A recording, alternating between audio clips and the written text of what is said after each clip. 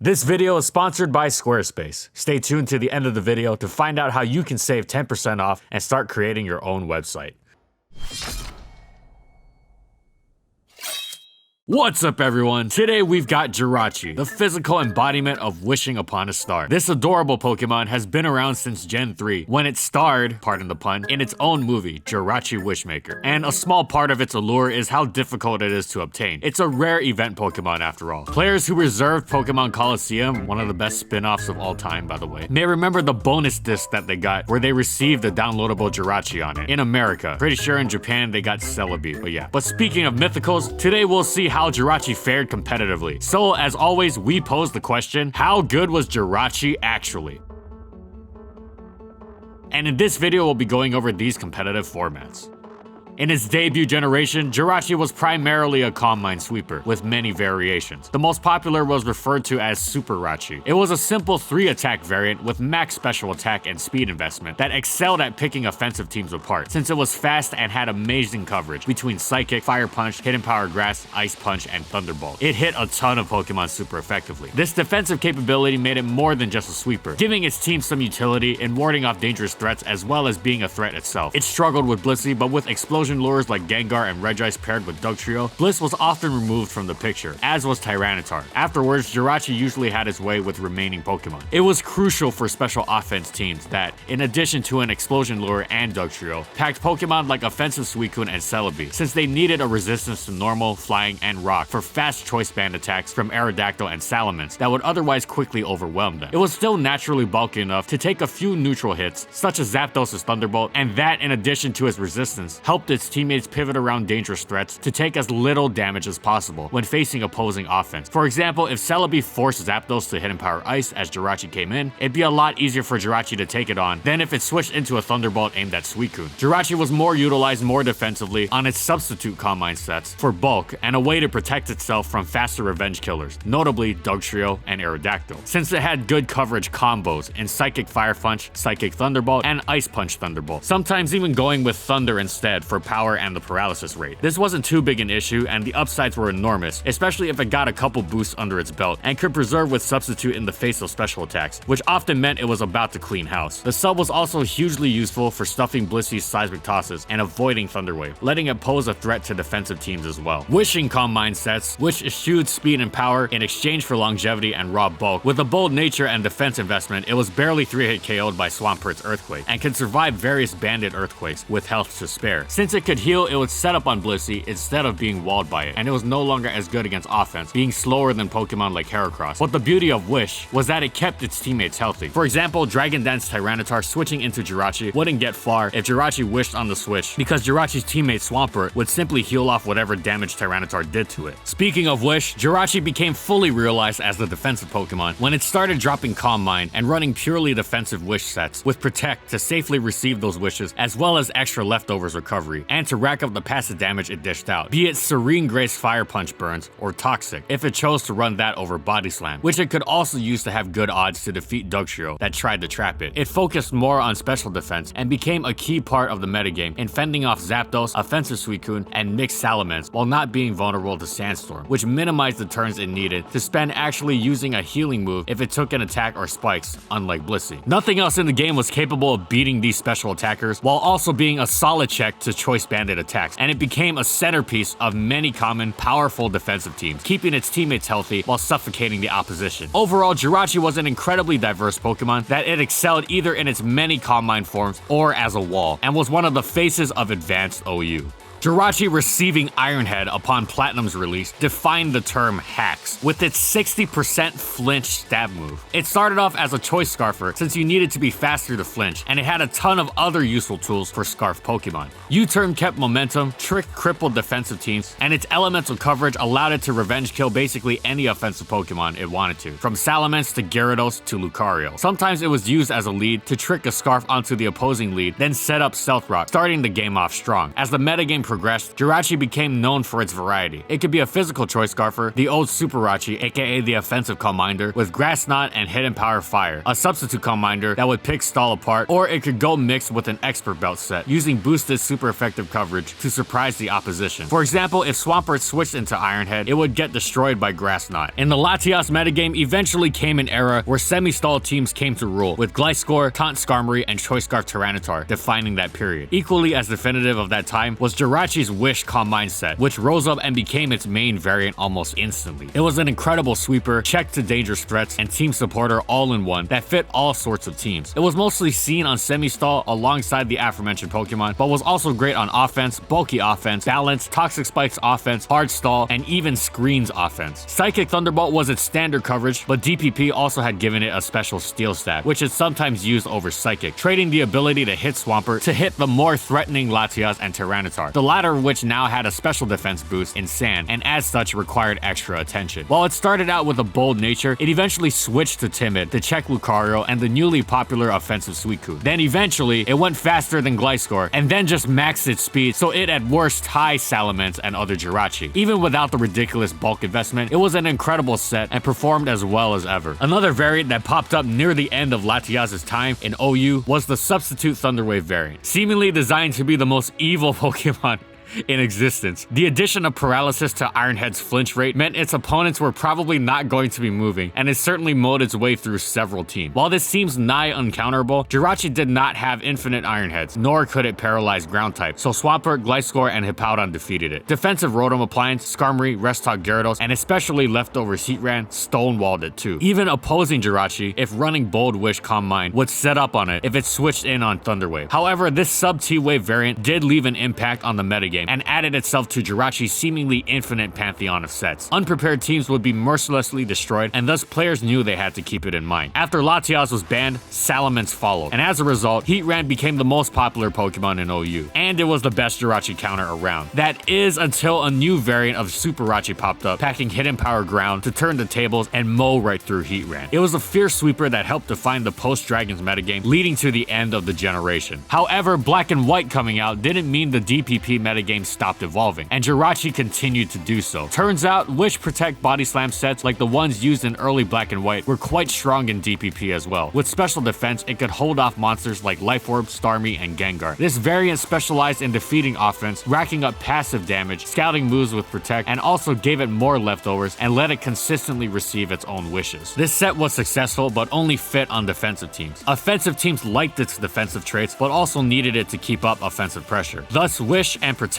were traded in for Stealth Rock and Fire Punch. Jirachi's great bulk and typing affords it many opportunities to get Rock Slug, and it was able to thwart both Starmie and Fortress. Starmie may not seem like it would lose to such a Jirachi, but it got paralyzed and flinched down in the ever-present Sand while not hurting Rachi back too much. Some players wanted all the offense possible from their Stealth Rock Jirachi, and instead went for a special attacking set that smacked physical walls. This set was basically Super Rachi, with Stealth Rock instead of Calm Mind, which made sense. Pokemon like Infernape, Bronzong, and Scarf Flagon made it difficult to fully sweep offense, but Jirachi was still good for switching in, firing off big hits against those teams. With plenty of coverage, plenty of opportunity to set up Stealth Rock, and Ockerberry to take a hit from Heatran and Infernape, this set began to shine. Body Slam's success on specially defensive and Stealth Rock sets inspired a resurgence of the old sub Thunderwave set with Body Slam over Thunderwave, and it was brutally effective. Restock Gyarados stall was no longer common or effective, and being able to paralyze ground types was incredible. Gliscor in particular was no longer a good check. It being a damage dealing move not only bypassed taunt, but also meant that it was dishing out damage while spreading the paralysis instead of taking 2 turns to do both, which made it less passive and made the timer it was putting its opponent on tick even faster. Not being able to paralyze ghost types wasn't ideal, but Gengar didn't exactly want to deal with Jirachi, while Restock Rotom fell out of the metagame, much like Gyarados did, instead mostly running Choice Scarf sets that also quickly get worn down. Body Slam being stronger than Fire Punch was also useful for more than just spreading paralysis. That was of course its main function, but its neutral coverage and higher BP than Fire Punch was great finishing off low health Pokemon like Zapdos and Gyarados that could potentially take on more Ironhead. This set was as obnoxious as it was powerful and made the metagame that forgotten its existence reconsider what was necessary for a DPP team. Chances are if your Steel Resist was susceptible to getting worn down, Jirachi was gonna mess you up. Overall, with its amazing typing, fantastic bulk, and endless array of effective sets and options, Jirachi was one one of the best, if not the best, DPP Pokemon.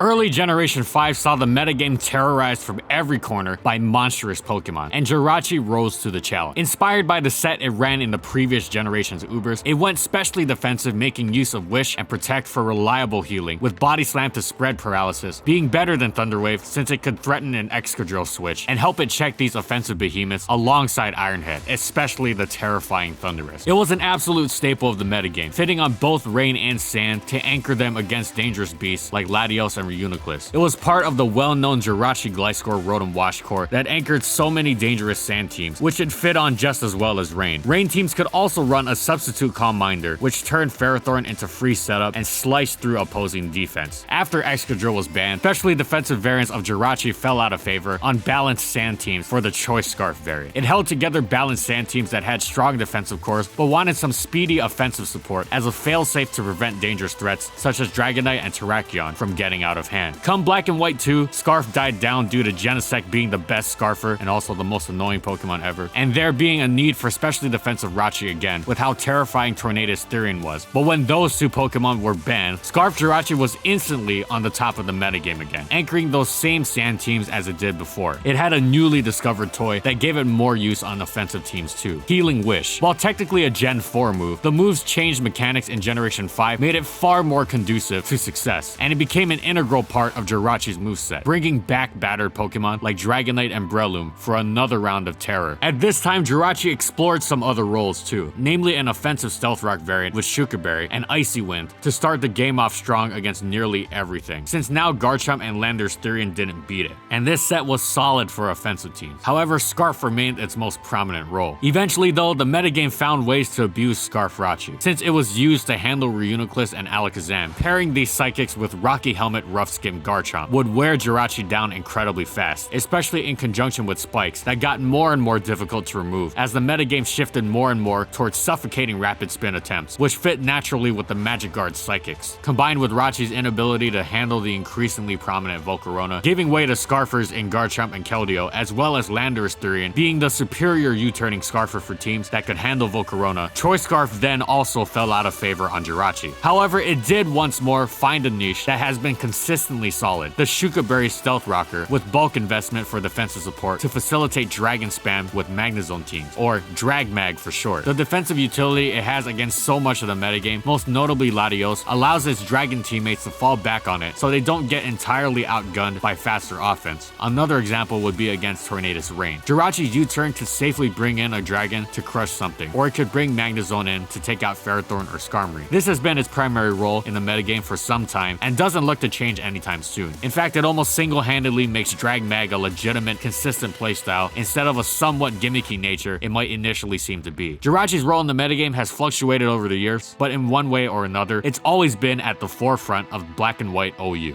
Unfortunately, Generation 6 saw the Steel type lose its resistance to Dark and Ghost. This meant Jirachi was now weak to those types, and with the newly buffed knockoff and the monstrous Aegislash everywhere, that meant Jirachi wasn't seeing much use, even after the Aegislash ban. Thus, it fell to UU. There, it mostly used its old tricks. Scarf, specially defensive, Calm Mind, Expert Belt, and Stealth Rock were the most common. Subtoxic variants were underrated, but highly effective at breaking down defensive teams. But it had to be careful though. It was weak to Pursuit and Dark Pulse now, and Crocodile and Hydreigon were everywhere. However, so were Florges and Sylveon to handle them, and those were Rachi's #1 source of entry. Jirachi fit into a ton of teams and could go toe-to-toe with plenty of Pokemon, which was to be expected with the general power level reflecting the previous generation's OU. And speaking of OU, it took some time for Jirachi's niche and ORAS to be discovered, but once it did, it settled into the metagame nicely and rose up from UU. Its fairy resistance was huge, especially when Clefable was everywhere and people were tripping over themselves to not be slaughtered by Mega Gardevoir and, come ORAS, Mega Diancie. Its old Wish Protect set made a brief return and was decent but incredibly passive, giving endless free turns to Ferrothorn the Spike and Gliscor the Swords Dance. Eventually, Scarf sets popped up, and those became quite popular, as they did what Scarf Rachi always does, act as a speedy anchor against dangerous offensive Pokemon while keeping offensive momentum with U-turn, until the time came to Healing Wish one of its teammates. Eventually, a new set popped up, Stealth Rock, Ironhead, U-turn, and Healing Wish with a specially defensive spread. It eschewed the Wish Protect set's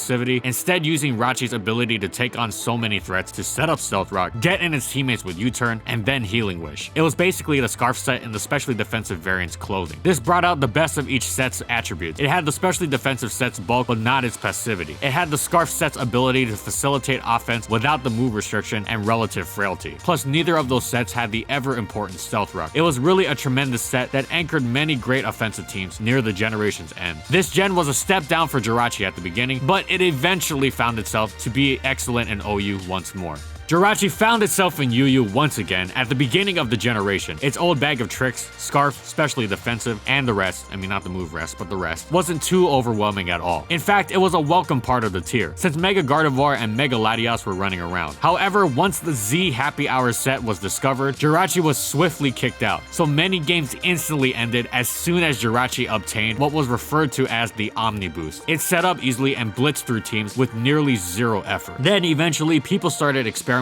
with Scarf Jirachi on OU offense once again. It wasn't too good on its own, but it certainly supported its teams like little else. Most games it switched into something dangerous like Tapu Bulu or Mega Alakazam once or twice, and U-turn out of a Rocky Helmet Tornadus Therian or Garchomp before the time came to Healing Wish one to an actually dangerous teammate, which was of course potentially huge given the plethora of potentially game-ending Pokemon in OU. Its role was basically to stay alive long enough to sacrifice itself for something else, but sometimes that was what was needed to succeed. Certain stall teams used Jirachi as well, since it was pretty much the only thing around that could actually counter the scariest stall breaker around, Tapu Lele. It was also quite good against the terrifying Z Kyurem. Being so effective against two of the most common and dangerous weapons against stall certainly made things difficult, to the point of being nearly impossible for players banking on them to do the heavy lifting. It definitely made players have to think twice about using these Pokemon as band-aids for an otherwise stall weak team, as it could end those dreams quite easily. It could even switch into Mawile Play Rough in a pinch and lure a different move for a teammate. Jirachi stall wasn't quite at the forefront of the metagame, but it was something good players had to keep in mind if they wanted to succeed. Finally, some players tried Z Happy Hour Jirachi in OU, but it had a nasty tendency to fall short in both power and bulk against defense and offense alike. It was pretty much outclassed by Victini, who packed actual one-hit KOing power. Overall, Gen 7 has definitely been Jirachi's weakest gen by some margin, but it's still been used in OU to legitimate success. And before we end, for VGC, Jirachi is just straight up banned, because no mythicals.